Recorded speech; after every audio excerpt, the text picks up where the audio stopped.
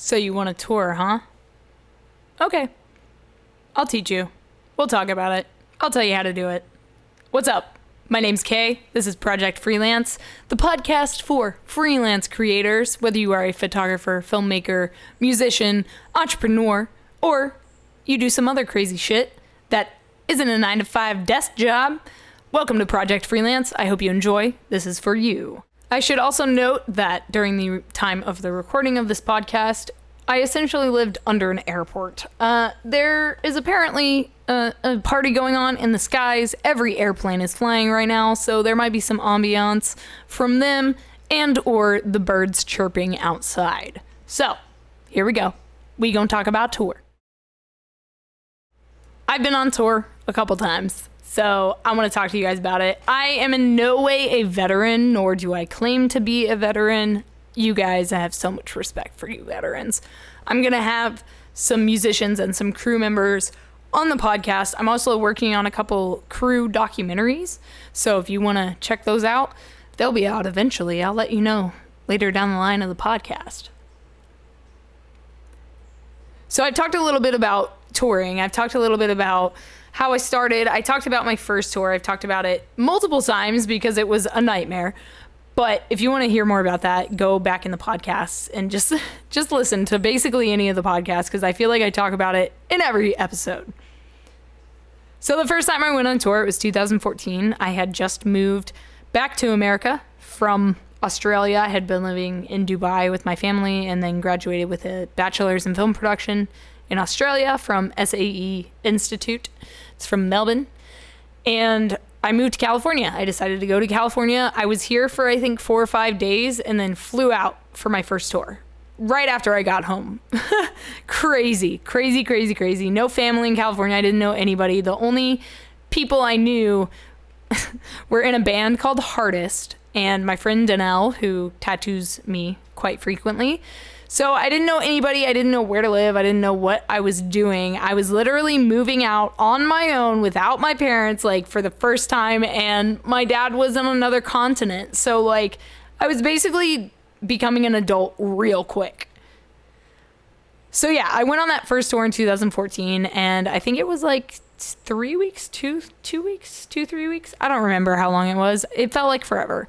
But I did that tour and then I, went home and I tried to get on more tours, couldn't get anything for like a year. I feel like I've done like one tour every year for the past couple of years. It's so annoying, but I'm actually okay with it. So 2014, I did that tour. 2015, I got a call from a Los Angeles artist to go on tour with her. Her name's Diamante and she was supporting the band Flyleaf. And there was another band from Florida called Fit for Rivals that were on the bill. And it was also kind of a nightmare. Some things happened during the tour and after the tour and relationships fell apart. And I saw this person's manager recently at like the APMAs or it was like some event like the X Games or something. It was something weird. I think it was the APMAs. And he was like, hey, it's me, that person's manager. And I was like, wow, fuck you, bro. Like, you're a piece of shit. But yeah, so, we've all had our fair share of shit in our careers. But I still love freelancing. It's great. But, okay, so tour. So I did that tour. That tour, it was very interesting because I wanted to hang out with Fit for Rivals all the time. I had one friend in the band that I was working for, Shay, and she's amazing. She's still one of my best friends. So Shay was there and Fit for Rivals, and I love Flyleaf. Like, Lacey Sturm has been my shit. Like, Lacey got me into screaming, So I have a lot to owe to her, but she wasn't in Flyleaf, right? So they had their newest singer, Kristen, on tour and she was absolutely fantastic. And I told my best friend, Justin, he was saying that I need to get in tight with Flyleaf so I can like work for them. And I told him to give me a year. I said, give me a year. I'll do something with Flyleaf. So I finished that tour. The tour ended horribly. There was some stuff that happened. Some gear was held hostage. Like the cops were involved. It was insane. But everything kind of got sorted out, I guess. I continued on my merry way, my journey of life. And in December, I think it was in December or January, I can't really remember, but I got a text message from Samir, Flyleaf's guitar player, and he told me that Lacey Sturm, Flyleaf's original singer, has a solo album coming out, and he asked if I wanted to shoot her album release show in Los Angeles. And I lost my mind because she was like my hero, you know? So obviously I said, hell yeah. And I went to the show, shot the show, met Lacey, met her team, met her manager, met everybody, and like meeting her for the first time, like it was so surreal because I was like, oh my God, I remember the first time I saw you, I was like 13 or 14. It was amazing. So I shot that and I was like, cool, well, here's the photos, and they loved them, obviously. And I was like, okay, sick, bye, you know? And I was like, well, that was cool. Bye, maybe I'll see you later. And then I got an offer to go on tour with a band called New Year's Day. They are, you know, a like goth rock band from Southern California, and they asked me if I wanted to go on tour with them as their photographer, videographer, and merchandise manager. And I said, fuck yeah, I would love to. I don't know shit about your band. I, you know, asked around, heard some opinions, and I was like, fuck yeah, I'm gonna go on tour with these people. And they were supporting Escape the Fate, which was super rad because I grew up loving Escape the Fate, and I remember listening to their singer Craig when he was in his old band called Bless the Fall, who is, you know, that band is one of my favorite bands still, and their new singer Bo is like fantastic. He gave me a bike after Warped Tour. Like, cool people. There's cool people out in this industry, but there's also some not cool people, I should mention that. So I go on tour with New Year's Day and Escape the Fate, and they're sharing a bus. So I get to know both bands really intimately, okay? So this tour was absolutely insane. It was amazing. It was so new. It was my first time touring in a bus, so I obviously got shafted and had to sleep in the top bunk. And top bunks on tour buses are terrifying. The only thing scarier than a top bunk on a tour bus is a suicide bunk. And yeah, it sounds scary. So why would you want to sleep there? Sometimes you have to. Suicide bunks are these little bunks that basically come down from the ceiling, and they're held to the wall by straps, and you just sleep on it. But like, what? You're not in like the coffin of a bunk, like an actual bunk. It's literally just you just laying on this bed up in the air, like basically at the roof of the bus while the bus is driving down the freeway. It's terrifying. So I highly advise you to not sleep in a suicide bunk and or a top bunk on a tour bus, because both are scary. But I also know people that don't give a shit about that. Some people sleep suicide style, which means they sleep with their head towards the front of the bus.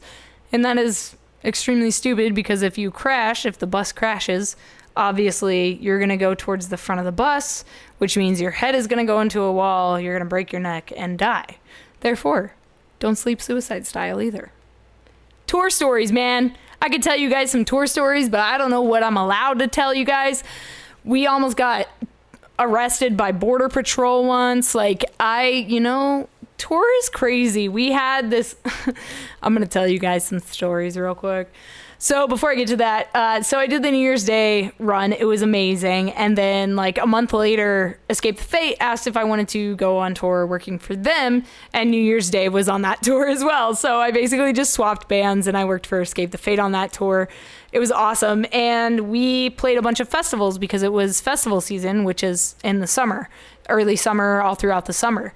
So we kept playing these festivals, and I didn't have to sell merch during festival days. They have vendors that sell merch for you. So all I'm doing all day essentially is creating content for the band, editing things, doing my job. And that was super, super fun. So festivals, I got to, walk around and shoot other bands and hang out with my friends that were playing. So that was really, really cool to like catch up with people all over the country that were playing festivals as well. And one of the people that we kept running into on these festival shows was Lacey Sturm. And it was amazing because I got to shoot her every week, like once a week, like once every couple days when we had festivals. So I kept shooting Lacey and I kept shooting other bands, but I loved obviously watching Lacey's set. So of course I was going to be there every time. Even if I wasn't taking photos, I was there because I genuinely, am a fan. And from there, I did the Escape the Fate tour. I could tell you guys so many stories. We were somewhere in Tennessee. I think it was like Knoxville or somewhere like that. And we had just finished the show and I had just loaded out and I was walking back to the bus with New Year's Day's guitar player, Nikki. And we were walking back and we turned this corner and there's a lady in a wheelchair. Okay, she's homeless. She's like a double amputee, right? But she's on the ground and she's trying to get under our bus. Like we have, these bays under the bus. Basically, there's little storage compartments for your giant suitcases and all the things that you don't want in the bus. Because buses are very crowded places. You don't want a suitcase in a tour bus. It's not a good time. But this lady was trying to get in the bays. She was, and the craziest thing, she was saying like, I need the key to the hotel room. Like she thought the underside of our bus was it was fucking insane. So I turn the corner and I see this sight and I start screaming. I'm like, zombie lady, she's gonna eat me. And Nikki starts freaking out and we're just freaking out. And we ended up like having to call an ambulance and like pick this lady up off the ground and put her back in her wheelchair. It was a whole situation. So that happened. We go back in the bus because at this point, Nikki and I are like, I can't be out here anymore. This is ridiculous. So we go in the bus and we're standing in the bus in the front lounge of the bus telling everyone what's happened because there's an ambulance outside. Like it's still happening, right? And then all of a sudden, this dude off the street just opens the door to the bus, walks up the stairs to the bus, grabs a pizza box off of the driver's seat of the bus, and he walks into the front lounge and just stands there. And obviously we're like, what the fuck are you doing? Why are you here? Who are you? Like, why are you on our bus? And it took us like 15 seconds to realize what was happening. We were just kind of standing there staring at him and looking at each other because nobody was saying anything like, hey man, what's up? Like nobody was talking. And so it was like super weird. And I was like, what? And so the drummer of Escape the Fate, Robert, ended up like kicking this dude off the bus. And he was like, the guy tried to get back in the bus, but Rob locked it. And he was like, I swear to God, if this guy tries to get back on this bus, dude, touring is insane. Like, because this dude came into the bus, like that's when it gets real. That's like some real shit because like that's your home. Like some stranger just came up in your house. Like you should shoot them essentially. It was terrifying. But I have a ton of stories like that from touring with bands, like there's all kinds of crazy shit that happens. I feel like touring people see the most fucked up things because we just travel so much and generally, concert venues are not in the best part of town. That's just how it is, And so we see very, very interesting things and it's not always a good time. I had a tattoo artist that was tattooing people and he was like on meth and shit. Dude, like tour is fucking crazy. Like you'll sleep on a stranger's floor. No big deal. It's weird. Touring is just insane. It's insane. You basically just feel like you're in the movie Taken and you're waiting to get taken. And then you're waiting for Liam Neeson to come find you, obviously. So we have like a week and a half or like a week left of the Escape the Fate tour that summer. This is summer 2016. And I have like a week left of tour. And I get a phone call from Lacey's manager, Dubs. And I'm in the middle of dinner at some hibachi place because we had a day off, and every day off we would wake up, go to the gym, go like do laundry or something, and then we would go eat hibachi and then maybe see a movie. That's just like the routine for days off. It was just a chill day. But we're at dinner. I just remember every detail because it was like a life-changing moment. So I get this phone call and I excuse myself, go outside the restaurant and answer, and he asks me when I get off tour, and I tell him, and he says, okay, well, do you want to come to Pittsburgh and shoot a music video for Lacey for her single Rot? And I didn't know what to say. I was just flabbergasted. And he told me that I would be flying out 4 days after I got home from tour. And obviously I was exhausted, but I couldn't say no. It was the opportunity of a lifetime to work with Lacey Sturm. Like I said, I was going to work with Flyleaf a year prior, and here I am working with Lacey Sturm, like the original, like she is Flyleaf, you know, like that's wow. So I did it. I finished tour and I flew out to Pittsburgh. I filmed this music video. It was amazing. They paid me like half and you know, they paid me half, and then they bought me like camera gear, and it was awesome. It was so cool. They bought me like a lens kit. It was tight. So I did that. I filmed the music video. I was there for 4 days, I think 3 or 4 days. I was there for a couple days, and we filmed this music video over the course of those days, and we had like 1 day to film the actors, and like it was insane. The storyline changed so many times, like, but we did it, and it was absolutely incredible. But I didn't appreciate it, and I didn't realize what I had done until like months after the video came out. That video now has 2 million views. 2 million views. Something I filmed has 2 million views. That's insane. That's crazy to me. That means so much to me. And like the cool thing about that video is that it raises awareness, and it has such a strong and powerful message behind it. And I'm so honored and humbled that I got to be a part of that journey and that process. And it just goes to show you that if you put things in the universe, if you put positivity and positive thoughts and your goals out there, if you write your goals down, you're more likely to succeed and reach those goals. And you have to commit fully to whatever it is you do. So if you are a freelance musician, you have to fully be a musician all the time, do everything music related, write jingles for TV shows, find every avenue that you can within your industry. So for photography, like I said, I shoot weddings, I shoot cosplayers, fire breathers, cars, musicians, tattoo artists, barbers, sports, the X Games. You know, I shoot all kinds of things. Okay, but enough about me. Now I want to talk about you. How can you get started touring? Well, here's the first step. You have to figure out what you want to do on tour. Do you want to do photography? Do you want to do videography? Do you want to sell merchandise? Do you want to tour manage? What do you want? Do you want to do front of house? Do you want to do, you know, their audio or lighting? What do you want to do on tour?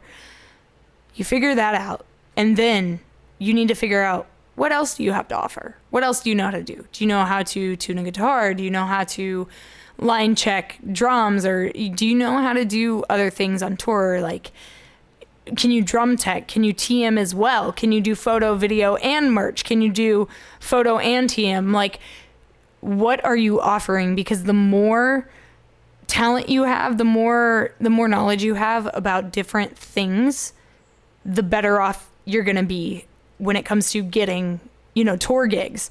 So for example, I do photo, video, merch. I do whatever they need me to do, I will do. If you need me to tune a guitar, I'll figure it out. If you need me to do whatever, I'll figure it out, you know? And that's what touring's all about. It's about working together, because it is stressful and it's crazy. But working as a team is like the only way to get through tour. And if you don't like your team, you gonna have some issues. But I've talked about this before. If you want to start going on tour, you need to start locally. You need to start with local bands, which means you need to go to local venues, and you need to figure out their press policy. Do they have like a photo policy? Can you just walk in with a camera, or do you need a press pass? Do you need like a pass from the band? What do you need to get access to your local artists? That's how I started. I started locally. I started at a venue here in Southern California called Chain Reaction. I'm sure you've heard of it, because Chain Reaction is one of those notorious venues that is known worldwide. It's kind of like YMCA HQ in Perth, Western Australia. It's very similar. It is the spot, if you will. So that's where I started. I literally moved a block and a half away from Chain Reaction because I wanted to be able to go there as frequently as possible. And the cool thing about Chain is that anyone can walk in with a camera. It's amazing. So young, upcoming, or like aspiring photographers can go shoot there for free.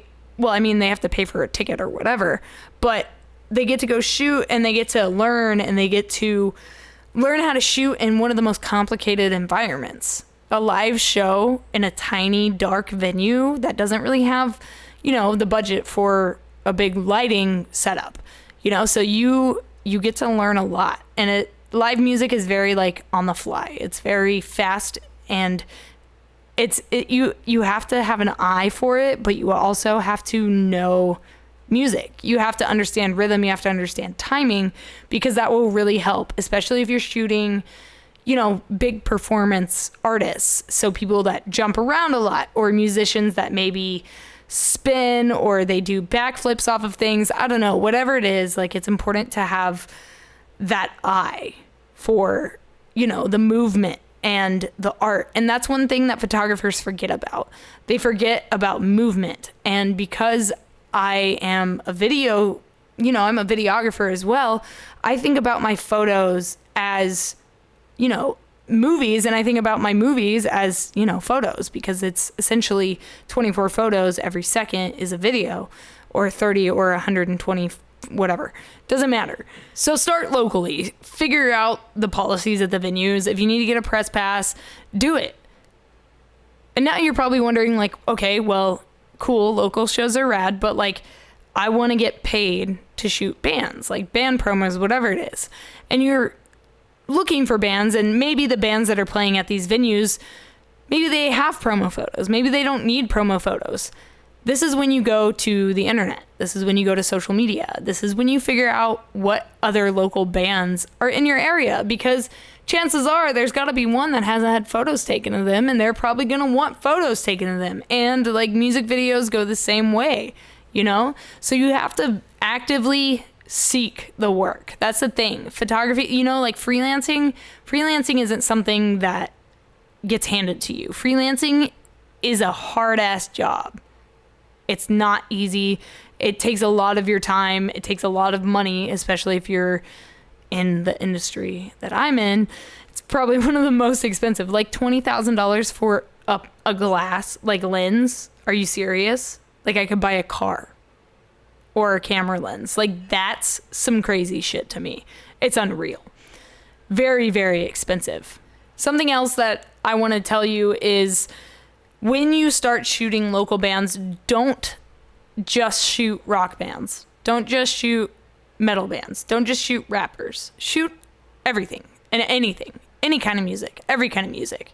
Doesn't matter, because like I said, you want to diversify. You want to have talents in multiple areas. Unless you want to get stuck being a wedding photographer for the rest of your life. Trust me, I've shot weddings.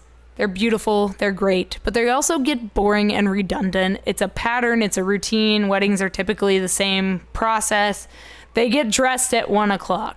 The photos for the bride and groom first look are at 3:00. The wedding ceremony is at 4:30. Like, it's always the same shit. Wow, do you hear this fire truck?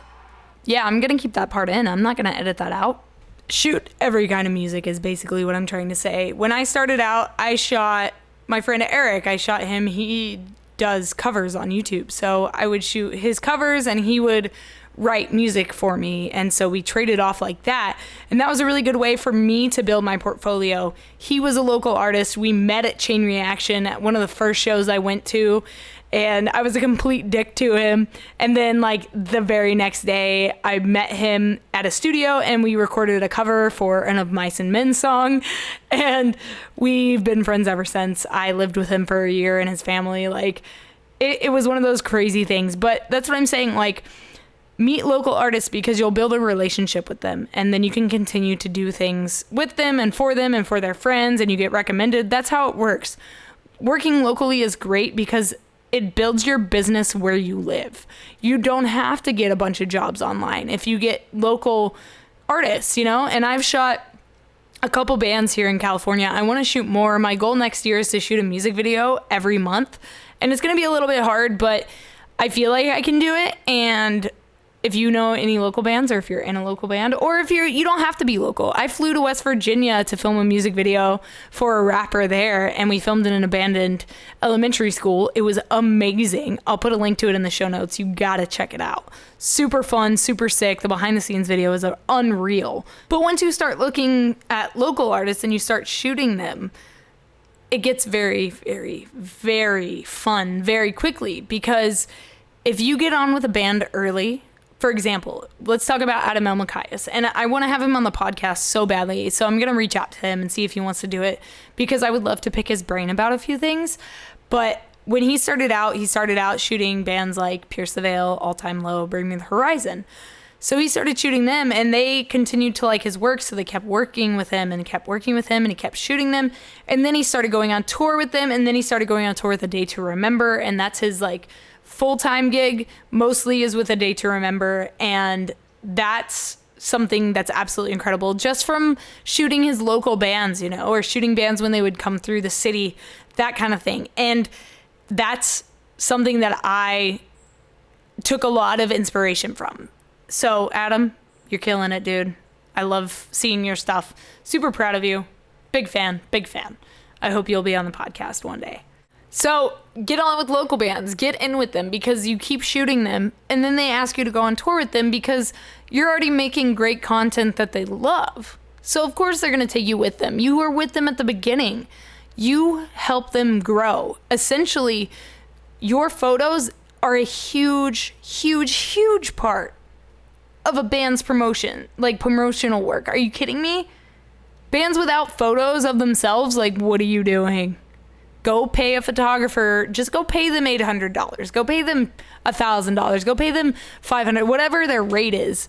You need photos. And that's the cool thing about what we do as photographers and filmmakers. Someone will always need a photo or a video of something. But the one thing that's hard about local bands, obviously, is money, because they are just starting out. A lot of young bands don't have the money to invest because, you know, they are teenagers and they have maybe a part-time job, or maybe they don't have any job and they're just going to school and their parents support them, that kind of thing. So, of course, they're not going to have a bunch of money to spend on, you know, professional photos for whatever your rate is. So you have to keep that in mind, especially when you're just starting out as a local photographer.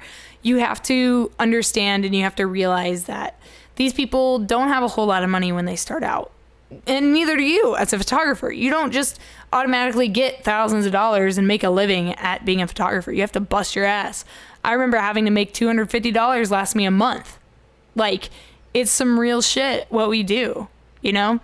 But if you keep working hard enough, I mean, now I'm trying to move into a house. Like, that's just how it goes. You just bust your ass and you just keep working and working, and you work over 100 hours a week, always apply for jobs, try to go on tour with as many people as possible, and just travel and make this your life. That's what you want to do, right? That's essentially the American dream. Well, my American dream, I guess I should say. Also, I like freedom, and I also like my YouTube videos not to be demonetized because they're about whatever. That, I don't know. Stupid. YouTube is falling apart. Go on tour with bands. Get in with a local band, start shooting them, they take you on tour. You could use social media. You could use, like I said, like, social media is super, super important for this line of work, for photography and video especially, because we live in a digital age where everything is so visual, and, you know, we have things like Instagram. Everything is, you know, a photo or a video now because we don't want to read. Nobody wants to read. Nobody has time to read. They're always in a hurry. They just want to scroll and like, and that's basically about it. Give you their money maybe. But I mean, at the end of the day, it is extremely, extremely important for you to reach out to people and build relationships with people, because that is the number one way that you're going to get hired. Build a relationship. And I want to talk about that in next week's podcast, because I think it's extremely important. And building a connection and having a connection with another human being, it really makes them trust you more, and it gives them more confidence that you are, you know, a real person, an authentic person that really cares about the work they do. So try to build that relationship. If you apply for a job online and they say, hey, yeah, we potentially want to work with you, you can then you can tell them you want to Skype or jump on the phone and talk to them face to face and build a connection. I just had an interview with a guy in China that wants to take someone out and do a documentary about him climbing Mount Everest, which would be absolutely amazing, but it would mean moving to China for a year where I don't know the language. I don't know anybody. I would be living in essentially a van with like 5 other people for a year. And I would be making maybe like $500 a month. Food and stuff and hotels and whatever are paid for, but we won't always have hotels. We might just be in a van most of the time.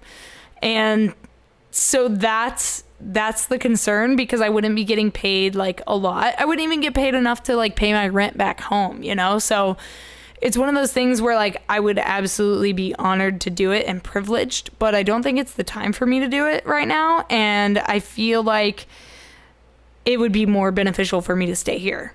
But that is another kind of touring, if you will, going overseas, touring abroad, traveling in general, for freelance work.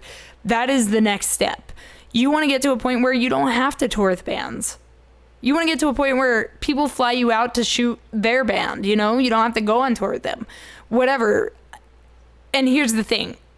I love touring, but I love getting to travel and work on other things.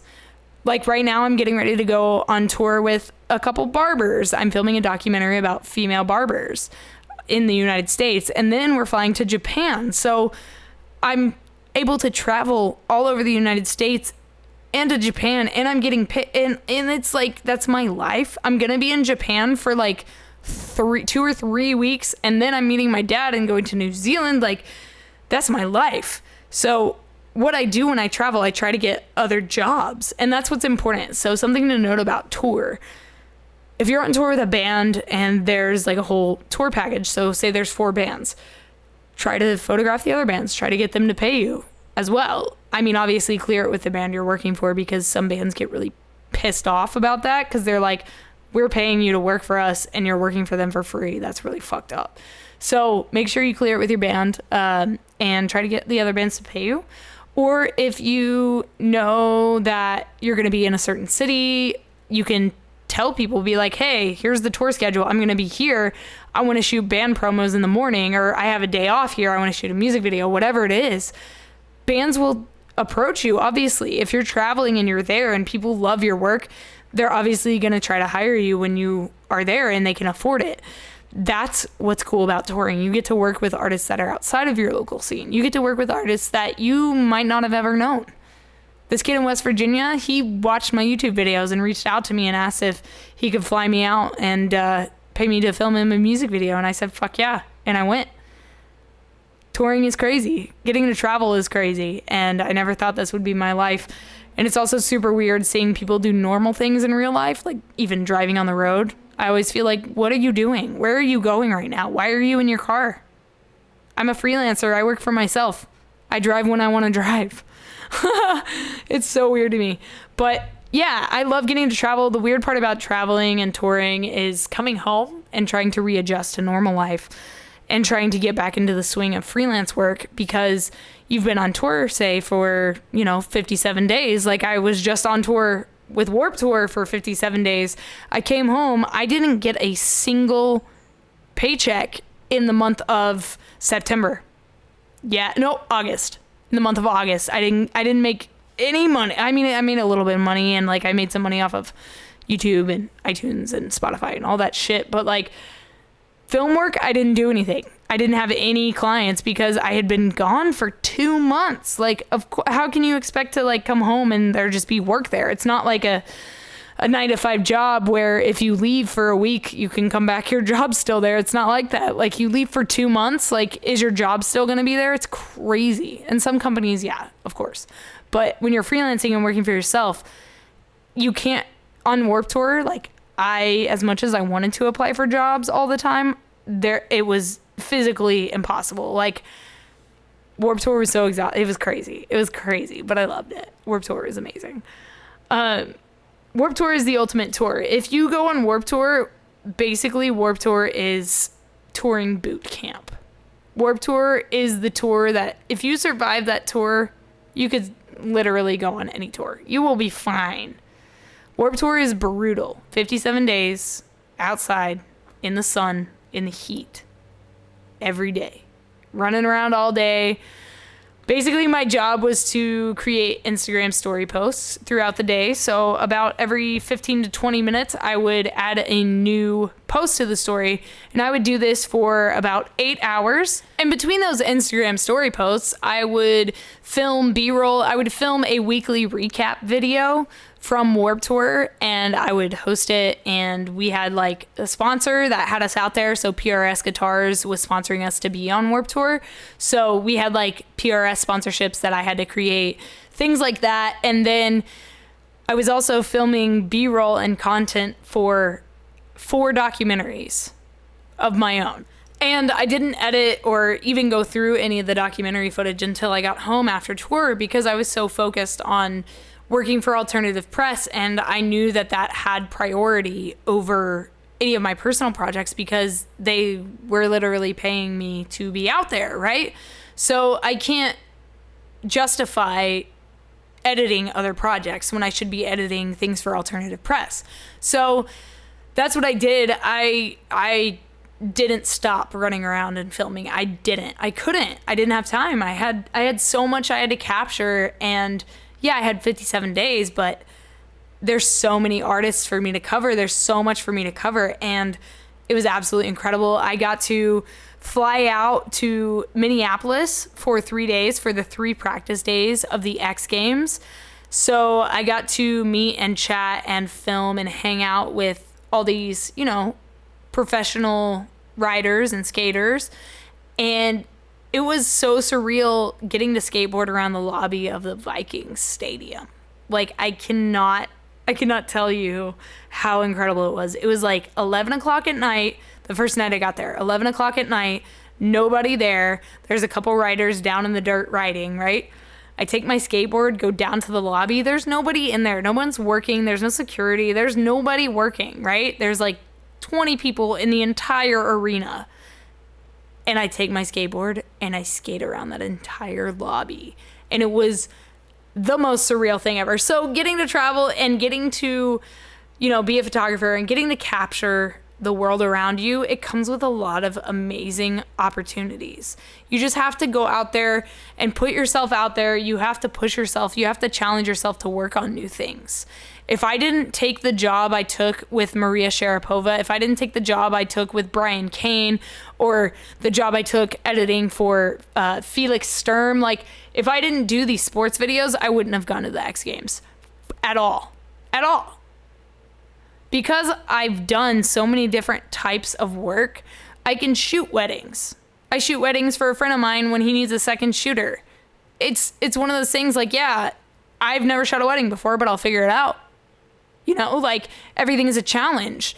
That's why it's fun. I love a good challenge. It's like I'm trying to piece my life together. Well, I think honestly, I just hate being home. I hate that I have to see the same thing every day. I like traveling because I get to see new stuff all the time. Super incredible. So my advice to you, if you get anything out of this, start locally, start small, work hard. And keep in mind that it's going to be hard. It's going to be tiring. It's going to take you a while to get these clients. It's going to take you a long time to get, well, not a long time. It's going to take you a while to start getting paid and make money. But if you keep pushing yourself and you keep working and you keep practicing and actively going out and shooting and going to these things like these photography meetups, or making your own photography meetup, or go take like a Photoshop class. There's so many opportunities around you. Just go into the city, take photos of buildings or cats or cars or your house, whatever it is. Just go out there and start creating content. Start locally, but we're talking about touring. So start shooting live shows, start shooting local bands, and then start getting tour offers. That's how you go on tour, guys. I want to tell you more tour stories, but this is a 40-minute podcast, so I'm going to leave you guys with that, and I will talk to you guys next week on another episode of Project Freelance. Thanks for checking it out. You can find me on social media at @KInagonio or KInagonio Photography. I'll put all the links in the show notes to my various social media and my website and, all the things that I think you should know about. Thank you guys. Subscribe if you're new. Be sure to leave a comment with your favorite artist that you would love to shoot. I'll talk to you guys next week. Bye. Please rate it 5 stars.